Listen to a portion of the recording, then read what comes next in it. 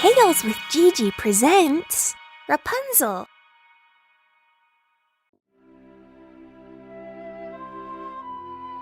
Once upon a time, there was a man and his wife. They had wanted a child for a long time, but had never had one.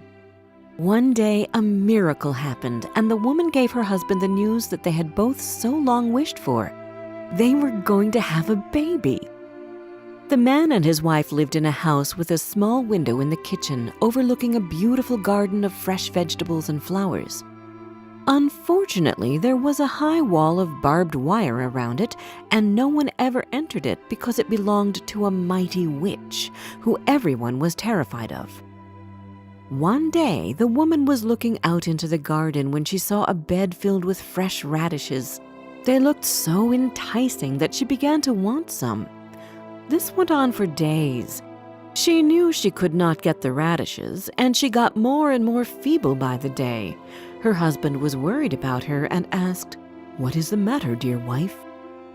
"I feel like I will die unless I can eat some of those radishes that grow in the witch's garden." The man, who loved his wife very much, thought that he would rather get caught by the witch than lose his beloved. He waited for night to fall so he could climb over the wall into the garden. Unseen by anyone, he quickly plucked a handful of radishes and took them to his wife. She made a radish salad and ate to her heart's content, but it tasted so good that the next day she longed for twice as many as she had before. The man had to climb over the wall again if he wanted his wife to feel well. So he went at twilight again. As he was climbing back, he saw the witch standing in front of him. He was terribly frightened as she cried, "How dare you climb over into my garden and steal my radishes?"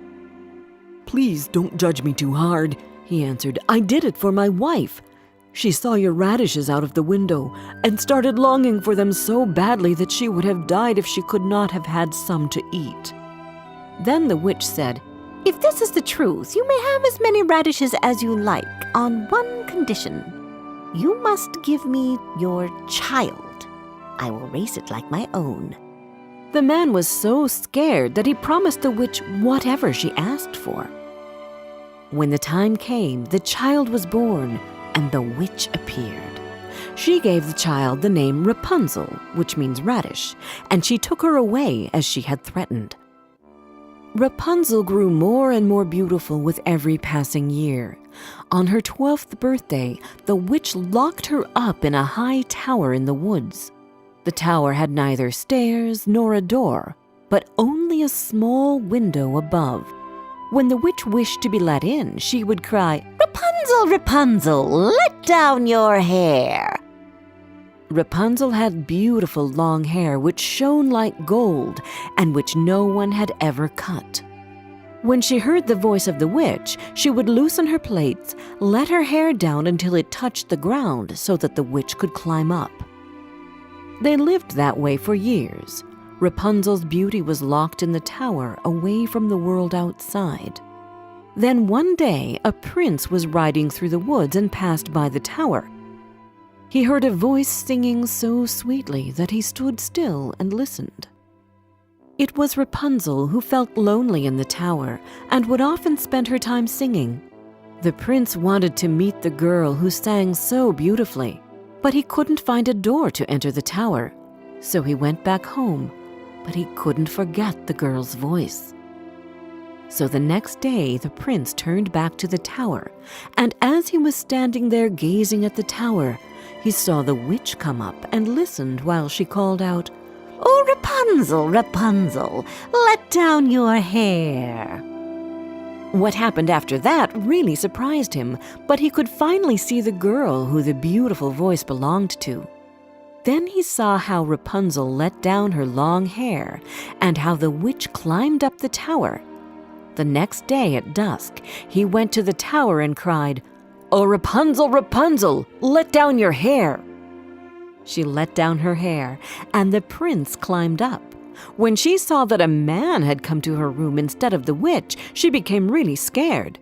But the prince began speaking so kindly and told her how her singing had entered into his heart and how he could have no peace until he had seen her.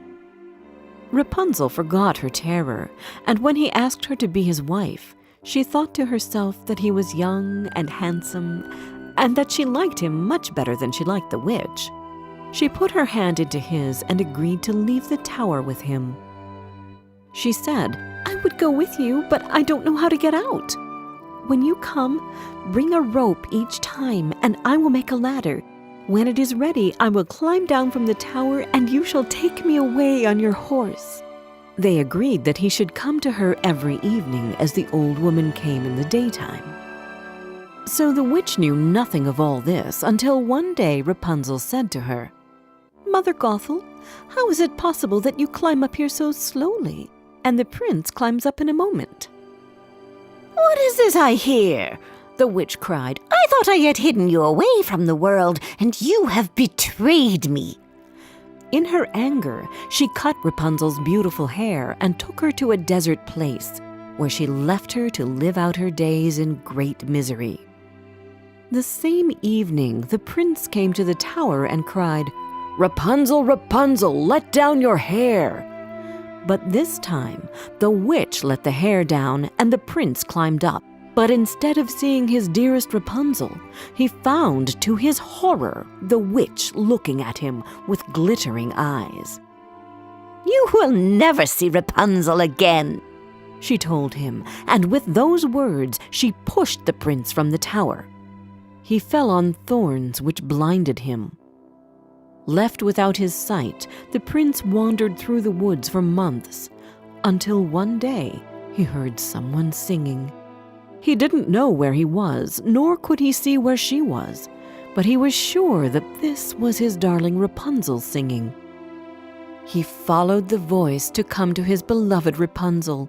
When she saw him, Rapunzel dropped the buckets of water which she was holding, and they fell into each other's arms and cried, happy to be together after such a long time. One of Rapunzel's tears fell on his skin, and in that moment a miracle happened. The prince could see again. "What happened to your hair?" he asked and touched her hair. But before Rapunzel could even answer him, another magic happened, and her hair grew back, long and shining as it had always been. Then the prince took her to his kingdom, where he was received with great joy. And there they lived long and happily.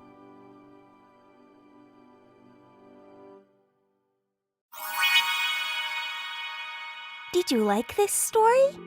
Download our storytelling app, Tales with Gigi, where you can find more than 30 other fairy tales and fables which can come in handy during feeding time, bedtime, or on road trips. And don't forget to subscribe to our channel. We've got new tales coming out every Wednesday.